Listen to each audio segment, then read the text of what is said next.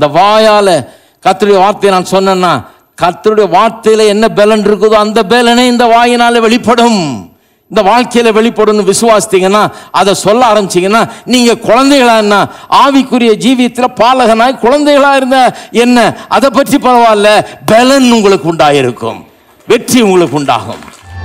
அவர் வார்த்தையா பயமில்லை என்னிலே, அவர் வார்த்தையா அழிவில்லை மண்ணிலே, அவர் வார்த்தையா ஐஸ்வர்யம் வாழ்விலே, அவர் வார்த்தையா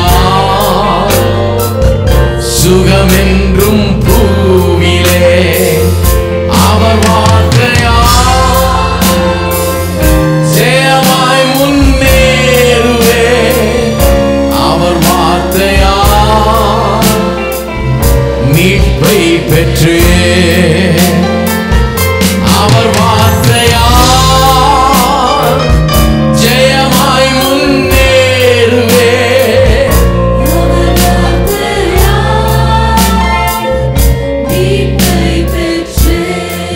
பாடுவோம். அவர் வார்த்தையா பயமில்லை என்னிலே, அவர் வார்த்தையா அழிவில்லை மண்ணிலே, அவர் வார்த்தையா ஐஸ்வர்யம் வாழ்விலே, அவர் வார்த்தையா சுகமென்றும் பூவிலே, அவர் வார்த்தையா ஜெயமாய் முன்னேறுவே, அவர் வார்த்தையா மீட்பை பெற்றே, அவர் வார்த்தையா ஜெயமாய் முன்னேறுவே, அவர் வார்த்தையா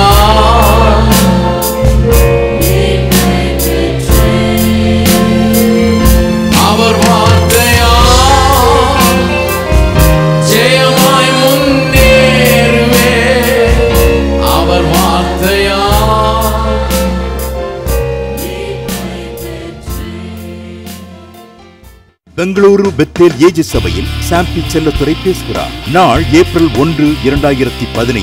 நேரம் காலை 10 மணி மற்றும் மாலை 6 மணி. இடம் பெத்தேல் ஏஜி சபை, எண் 67, ring road of Hebbal flyover, Hebbal, Bengaluru 24. மேலும் விவரங்களுக்கு கீழ்காணும் எண்களில் தொடர்பு கொள்க.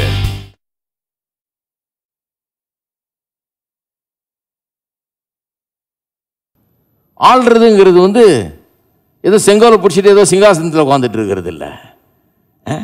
உங்கள் வீட்டில் எப்படி ஆள போகிறீங்க, உங்கள் சூழ்நிலையில் எப்படி ஆள போகிறீங்க, உங்கள் பிரச்சனைகளை எப்படி ஆள போகிறீங்க, எப்படி ஆள போகிறீங்கன்னா உங்கள் வார்த்தையின் மூலமாக தான் ஆள போகிறீங்க. என்ன வார்த்தையை சூஸ் பண்ணுறீங்க, உங்கள் பிரச்சனை மத்தியில் எந்த வார்த்தைகளை பேச சூஸ் பண்ணுறீங்க, நீங்கள் அப்படித்தான் அதை வச்சு தான் ஆள போகிறீர்கள்.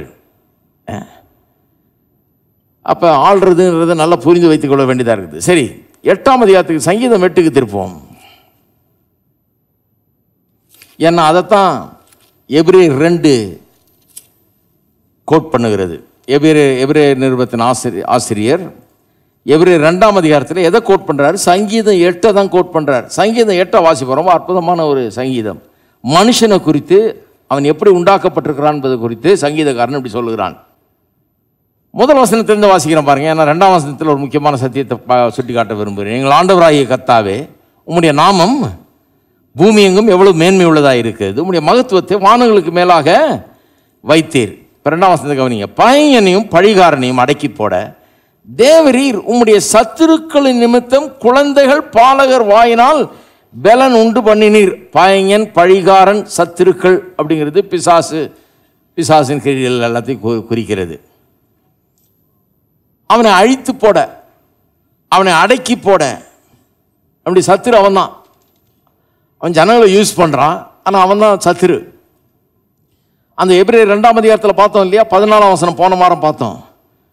9ஆம் வசனம் வரைக்கும் வாசித்தேன், இயேசுவை காண்கிறோம்னு. அப்புறம் 14ஆம் வசனத்தில் எப்படி இயேசு கல்வாரி சிலுவையில் பிசாசின் கிரியில அழித்து போட்டார்ன்றதை காண்பித்தேன். அழித்து போட்டாருங்கிற விதத்துல முடமாக்கி போட்டார், பேரலைஸ் பண்ணி விட்டார் பிசாசின் கிரியிலங்கிறது என்று மொழிபெயர்க்கிறார்கள்னு சொன்னேன்.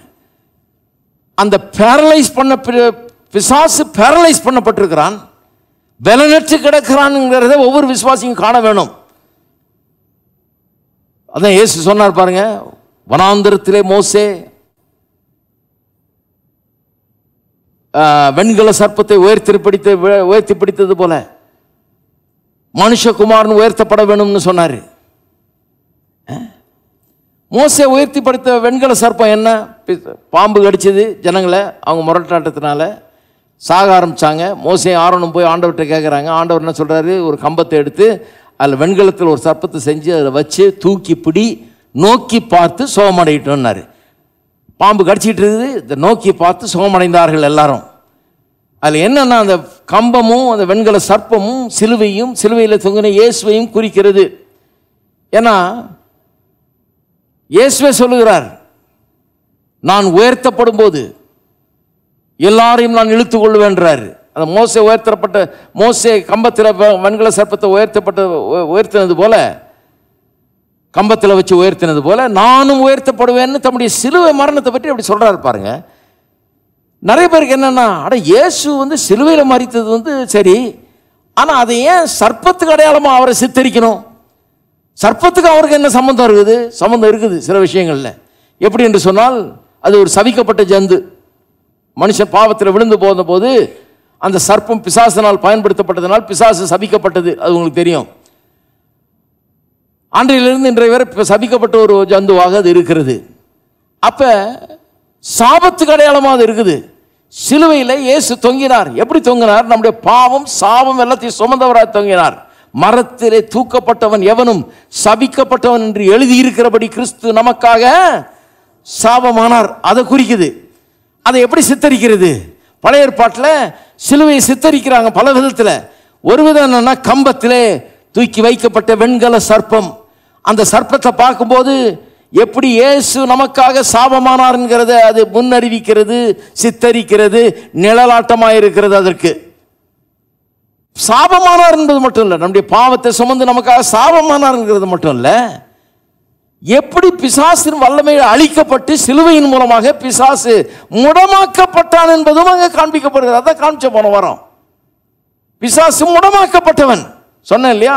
ஸ்டேஜில் கொண்டாந்து சர்ப்பத்தை போட்டால் எல்லாம் ஓடி போயிடுவீங்க. நானும் ஓடி போயிடுவேன் நிச்சயமா, யாரும் இருக்க மாட்டோம். ஆனால் ஸ்டேஜில் கொண்டாந்து இன்றைக்கி ஒரு கம்பத்தை வச்சு அது மேலே வெண்கலத்தில் ஒரு சர்ப்பத்தை செஞ்சு வச்சா யாரும் ஓட மாட்டோம். எல்லாம் கிட்ட நல்லா வேடிக்கை பார்ப்போம், தொட்டு கூட பார்ப்போம்.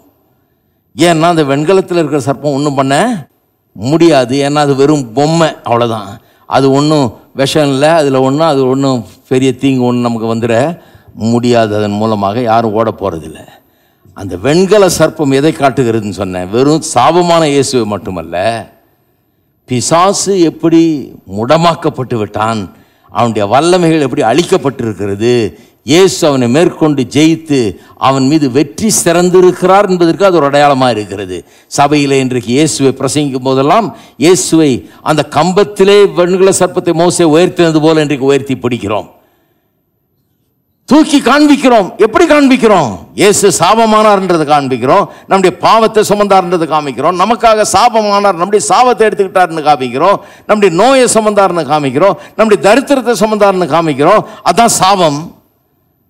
அதுக்கு மேலேயும் பிசாசு இந்த வெண்கல சர்ப்பத்தை போல முடமாயி கிடக்கிறான், பலனற்று இருக்கிறான், அசைய முடியாத நிலையில் இருக்கிறான் அப்படிங்கிறதையும் காட்டுகிறோம். பிசாசுனுடைய தோல்வியை காட்டுகிறோம். கிறிஸ்தவ பிரசங்கங்கள் பிசாசு தோற்கடிக்கப்பட்ட சத்துரு அப்படிங்கிறத காட்ட வேண்டும். நல்லா கவனிங்க. இந்த பிசாசு லேசில் போவாது.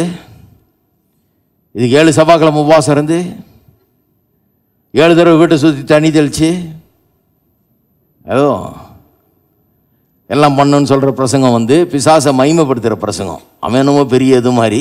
இதுக்கு நம்ம 7 நாள் உபவாசம் வேறு இருந்துக்கிட்டு சுற்றி தண்ணியை தெளிச்சுக்கிட்டு எண்ணெயை பூசிக்கிட்டு வேண்டாத வேலை. இதெல்லாம் பிசாசை மகிமைப்படுத்துகிற பிரசங்கம், தேவை கிடையாது. அது எப்படிப்பட்ட பிரசங்கம்? கிறிஸ்தவ பிரசங்கம். பிசாசு தோற்கடிக்கப்பட்டவன் என்று அவனுடைய தோல்வியை அறிவிக்கிறது தான் கிறிஸ்தவ பிரசங்கம். அதைத்தான் தூக்கி பிடிக்கிறோம். அதை பார்க்கும்போது ஜனங்க சுகமடைகிறார்கள், அதை பார்க்கும்போது வெற்றியை பெறாங்க. அவன் தோற்கடிக்கப்பட்டான்னு நினைக்கும் போது அவங்க என்ன பண்றாங்க? எழுந்திருக்கிறார்கள், பயத்திலிருந்து விடுதலை ஆகிறார்கள், ஜெயத்தை எடுத்துக் கொள்ளுகிறார்கள், பிசாசு ஒன்றுமில்லை என்று அறிந்து கொள்ளுகிறார்கள். இதை தூக்கி காமிக்கிறோம் பாருங்க, இது ரொம்ப முக்கியம்.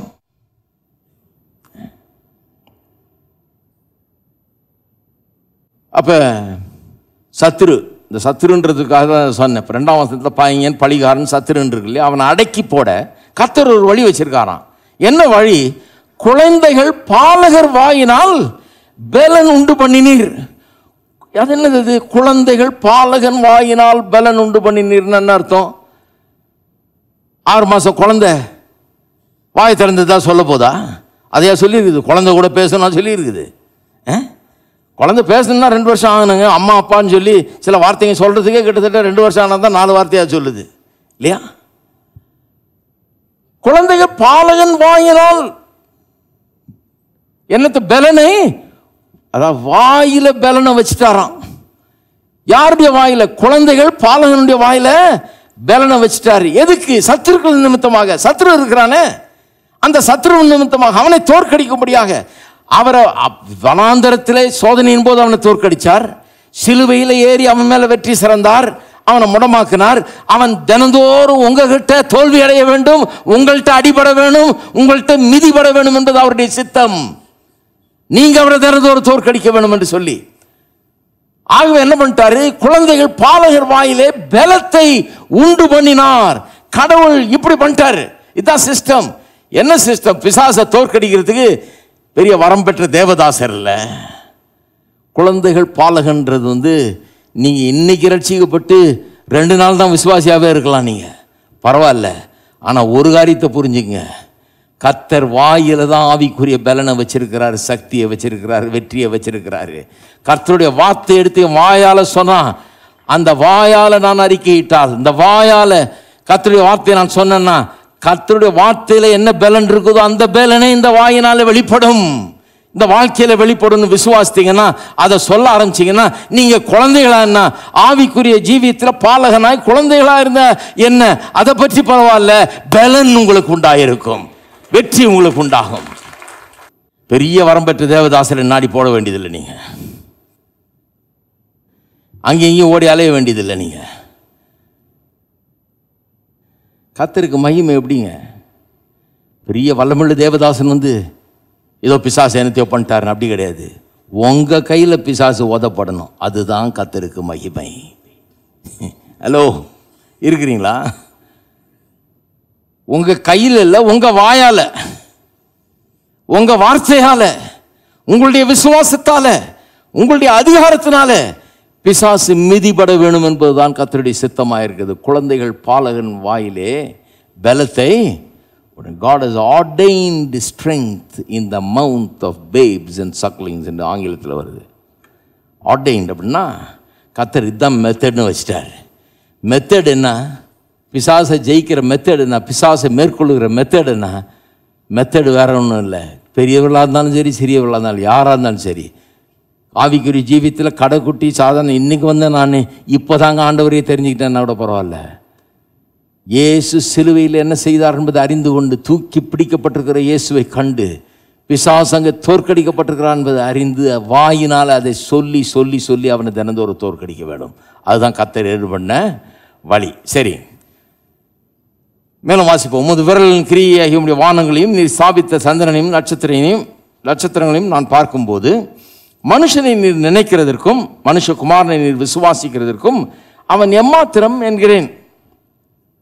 நீர் அவனை தேவ தூதரிலும் சற்று சிறியவனாக்கினீர். இங்கே தான் பிரச்சனை பாருங்க. தேவ தூதரிலும் சற்று சிறியவனாக்கினு வருது. நீங்கள் ஒன்றும் எபிரேயர் மொழி அது இதெல்லாம் தெரியாமல் இருந்தால் கூட சாதாரணமாகவே புரிஞ்சுக்கலாம். பாருங்க, தேவ தூதரிலும் சற்று சிறியவனாக்கினீர்னு வாசித்துட்டு அடுத்த வசனமே எப்படி வருது? மகிமையினாலும் கனத்தினாலும் அவனை முடிசூட்டினீர்னு வருது.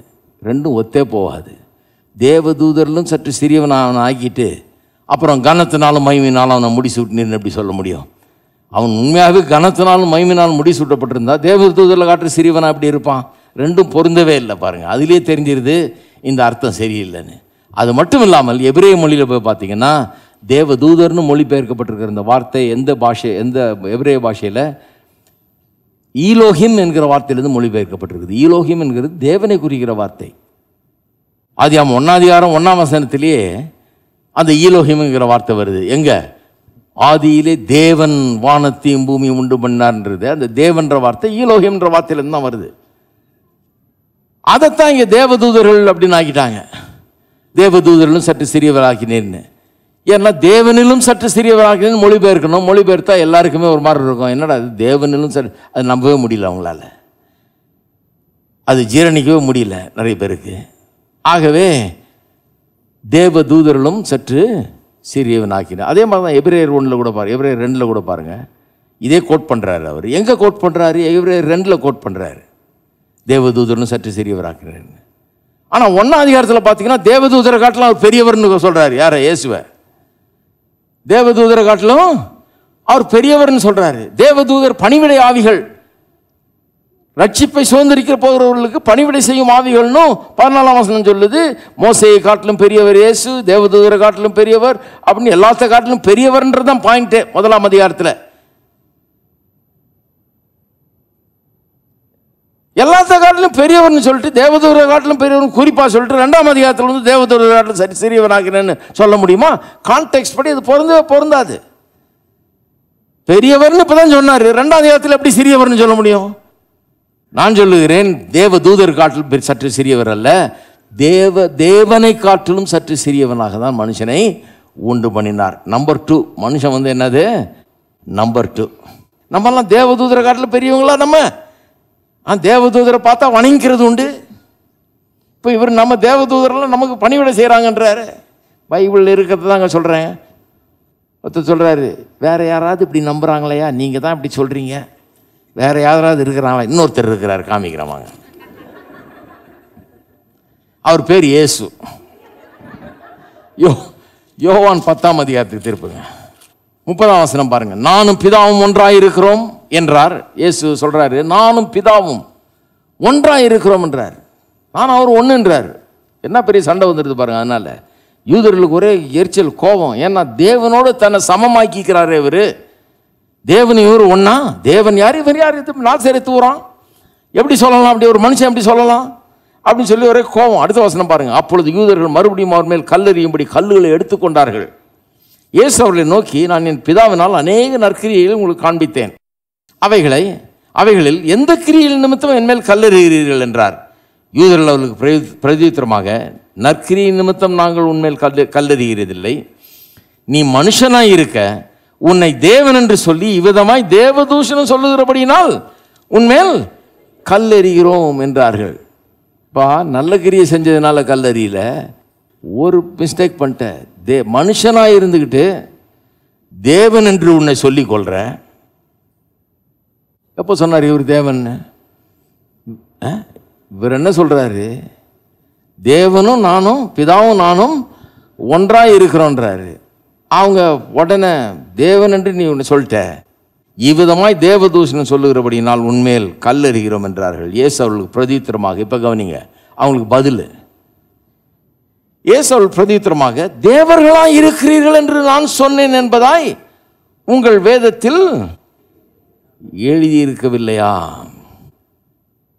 தேவர்களாய் இருக்கிறீர்கள் என்று நான் சொன்னேன் என்பதாய் உங்கள் வேதத்தில் எழுதியிருக்கவில்லையா? வேதம் சொல்லுதான், பழைய ஏற்பாட்டில் தேவர்களாக இருக்கிறார்கள்னு வேதம் சொல்லுதான். நல்லா கவனிச்சிங்களா? தேவர்களாக இருக்கிறார்கள்னு, தேவர்களாக இருக்கிறார்கள்னு கர்த்தரே சொல்லியிருக்காங்க. வேத வாக்கியமும் தவறாது இருக்கு. அப்படின்னா வேத வாக்கியத்தில் மிஸ்டேக் எதுவும் இல்லைன்றாரு. இட் இஸ் இன்னரண்ட், அது பிழையற்றதாக இருக்கிறது. தவறு எதுவும் கண்டுபிடிக்க முடியாது வேத வசனத்தில். அது கர்த்தரால் ஏவப்பட்டு, ஆவியினால் ஏவப்பட்டு எழுதப்பட்ட வார்த்தைகள் அது. ஆகவே என்ன சொல்றாரு? வேதத்திலே எழுதியிருக்குது, வேதம் மிஸ்டேக் பண்ணியிருக்க முடியாதுன்றாரு. என்ன எழுதியிருக்கு? நீங்கள்லாம் தேவர்களாய் இருக்கிறீர்கள். போச்சு போங்க. அவர் என்ன சொல்றாரு? நானும் பிதாவும் ஒன்றாக இருக்கணுன்றதுக்கு அவ்வளோ பெரிய கோபம் வந்துருச்சு. நானும் அவரும் ஒன்றா இருக்கிறோம், அது வேறு விஷயம். அவர் பிதா, நான் குமாரன். அவரும் தேவன், நானும் தேவன். ஆனால் உங்களையே சொல்லி இருக்குது தேவர்களாக இருக்கிறீர்கள்னு. நீங்களே தேவர்களாக இருக்கிறீர்கள்னு சொல்லியிருக்கு தெரியுமான்னார். என்ன பண்ண போகிறாங்க? அவங்களே கல்லறிஞ்சிக்க போகிறாங்களா? தெரியுமான்றார். அப்புறம் சொல்கிறார் 35, தேவ வசனத்தை பெற்றுக்கொண்டவர்களை தேவன் என்று சொல்லி இருக்க. தேவ வசனத்தை பெற்றுக்கொண்டவர்களை தேவன் என்று சொல்லி இருக்கிற வேத வாக்கியமும் தவறாததாக இருக்க. யாரை தேவன் சொல்லியிருக்கான்? தேவ வசனத்தை பெற்றுக்கொண்டவர்களை. இங்கே ரொம்ப முக்கியமான ஒரு காரியம் விளங்கிக்கிறோம் பார்க்குறேன். வேத வசனம் நம்மை தேவர்கள் என்று சொல்லுகிறது. ஆமாம், சொல்லுது. நான் ஒரு பிரசங்கம் பண்ணேன், லிட்டில் காட்ஸ்ன்னு, குட்டி தேவர்கள்னு. ஒருத்தர் சொல்கிறார், என்னங்க கட்சியில் அப்படி இப்படின்னு நம்மளை தேவர்கள்னு ஆக்கிட்டீங்க நீங்கள், நம்மளாம் தேவர்களா? என்ன சொல்கிறோன்னு சரியாக விளங்கிக்கல பாருங்கள். என்ன சொல்ல வந்தேன்? நான் தேவன்னு சொன்னேன்னா இல்லை நீங்கள் தேவன்னு சொன்னேன்னா? கிடையாது. குட்டி தேவர்கள்னால் எந்த அர்த்தத்தில் சொல்கிறோம்? நம்ம தேவர்கள்னால் என்ன? தேவன் என்ன பண்ணுறாரு? ஆளுகிறார். ஒழுங்கின்மை, வெறுமை, இருளின் மத்தியில் என்ன பண்ணுறாரு? எல்லாத்தையும் மாற்றி அமைத்து சீரமைத்து வெளிச்சத்தை கொண்டு வந்து ஒழுங்கின்மையை போக்கி வெறுமையை போக்கி எல்லாம் நன்மையான காரியங்களால் நிரப்பி இப்படி ஆளுகை செய்கிறார். அதுதான் தேவன். தேவன் என்று சொன்னால் லார்ட், ஆளுகிறவர். இஸ் காட், ஆளுகிறவர். அவர் எல்லாத்துக்கும் மேலானவர். தேவர்கள் என்று சொன்னால் நீங்களும் ஆளுகிறவர்கள்.